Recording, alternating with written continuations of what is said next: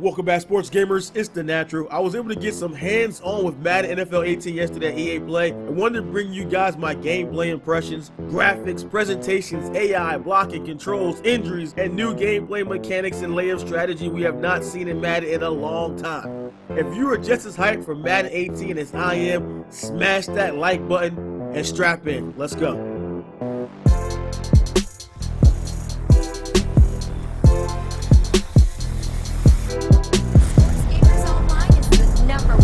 For the sports gamer. Overall, the graphics look great. It is so much improved. The Frostbite engine really shines, making Madden 18 one of the best looking sports titles I've seen. From further back, it may look very similar, but once you see the close-ups and up close on the players, you can tell how improved the jersey texture and the players are. The grass looks great. I didn't get to see any different kind of weather yet, but the lighting looked really good on the players. Very impressed with the graphics. Also saw some different kind of routes in the game that I didn't see before. One was like a stop and seam route that I never seen. It was weird how the receiver like a double move in and then up the field. There was different ones in there that I still have to have more time with. And the playbooks, they did such a good job. They are totally redone. There are several new formations and different mixes of plays in each book that I play with. I'm really going to sit down and do a full breakdown of so many playbooks because it was so much new stuff in there, new formations, which was great. Weight seemed to make a much bigger difference as smaller players felt a little more lighter, quicker, and agile, while the bigger guys did feel a little slower and clunkier than before, which is a great addition. I had to do more to see about how weight matters with blocking and all that, but you know, this is just my early first impressions, just having a couple hours of the game. I do want to break it down more when I have more time. Of course, I got more videos coming for you guys. Some of the new things I saw was that defensive linemen can now engage when blocked, and they have a reach tackle left and a reach tackle right. For those guys who control the D-line, you're going to be, if you got a good D-lineman, you're going to be a beast against the run. It's a great feature. Which also, with the reach, it can create a three-man tackle animation where the defensive linemen engage with the blocker and they can tackle the running back at the same time. So also, I saw there was some new controls there where they have like you can cut block as when you're controlling a guy, you can actually cut block or impact block. There are a lot of new controls that have been added for the team play mode or MUT squads where you can control the receiver and the DB and all that. They have added a bunch of new controls for that. As far as the target passing, like I said in the previous video, you hold L2 and use the left stick to control, and it starts at the primary receiver. Target passing is really tough to really get, but I'll talk more about that later in the video. ID the mic was in there as well. Talked about that in the previous video. It's just as I explained. You hit L1 to break the menu, and then you can identify the mic, and that sets the pass protection. Ball hawk. As previously leaked before, you can't just hold ball hawk and run around the field and try to intercept passes anymore. When controlling a secondary player, the UI shows a line who you should be covering and like the best way to cut that receiver off to pick off the pass. So the UI tries to give you a little bit of help with that. Of course, more advanced players will probably just turn that off. Steerable RAC catches was so huge. One of the best new things I've seen.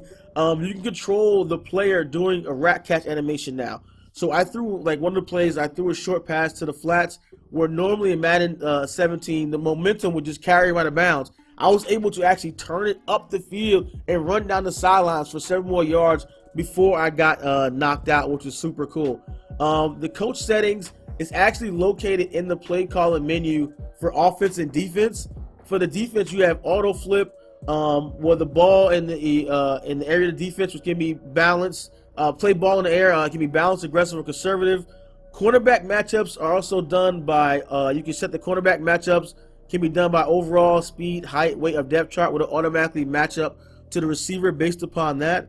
Also, they have balanced, aggressive, conservatives for pass rush the same way. For each one, basically each category is balanced, conservative, or aggressive, and each one does something different. I'll have a better breakdown on that specific video just on that because it's like a whole nother layer of strategy that we had in NCAA. I don't think they ever had it in Madden, I believe, but did have an NCAA, but very similar to that, but it's built right into the play calling screen, so you can flip in and out of there and change those as you go. On offense, they have ball carrier, which is balanced, conservative, aggressive. Whereas like balance is like normal, conservative, he like covers the ball more, less chance of fumbles, and aggressive is like he breaks more tackles, but he can fumble more. The same thing with blocking, balance, conservative, aggressive. More aggressive, they block better, hold their blocks longer, but have a chance for a penalty. Conservatives, they held their blocks less, but there's less chance for a penalty, and balance is normal. Same thing, they have deep catching as well, intermediate pass catching, where either they catch more or drop more. Same way, balance, conservative, aggressive.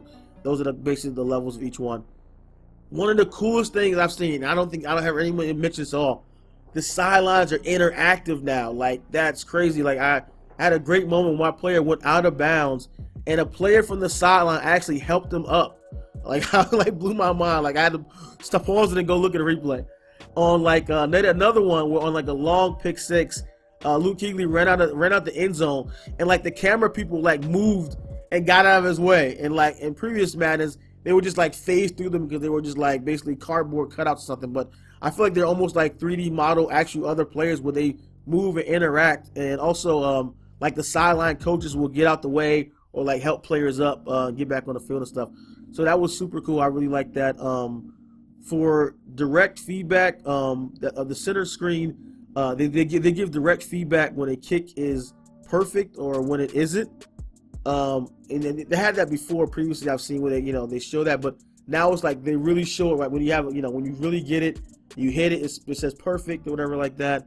That was cool. Off-ball injuries are now in the game as well, so offensive linemen can get injured just like anyone else.